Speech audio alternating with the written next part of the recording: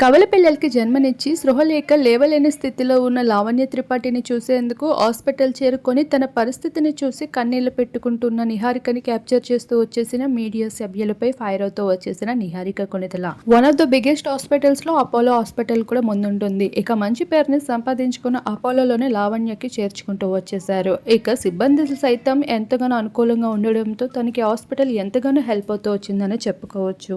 అయితే లావణ్య త్రిపాఠికి కావాలన్న విషయం ఎవరికి తెలియకుండా ఎంతో జాగ్రత్త పడుతూ వచ్చేశారు మెగా కుటుంబం.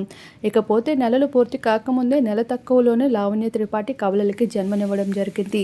ఇక ఆ విషయం వల్ల లావణ్య పరిస్థితిపై కాస్త ఎఫెక్ట్ అవుతూ వచ్చేసింది. ఇక ఈ విషయం తనకి ప్రమాదమని చెప్పినప్పటికీ కూడా పిల్లల కోసం తను ధైర్యం చేయడం, ముందడుగు వేస్తూ తను డెలివరీకి సిద్ధం కావడంపై హాస్పిటల్ సిబ్బంది సైతం ఎంతగానో తన ధైర్యాన్ని చూసి మెచ్చుకుంటూ ఉన్నారు. ఇకపోతే లావణ్య పరిస్థితి ఇప్పుడు కాస్త విషమిస్తుందని చెప్పుకోవచ్చు. లావణ్య త్రిపాఠి కవలలకి జన్మనివ్వడం మెగా కుటుంబానికి ఎంతో ఆనందం కలిగిస్తూ ఉంది.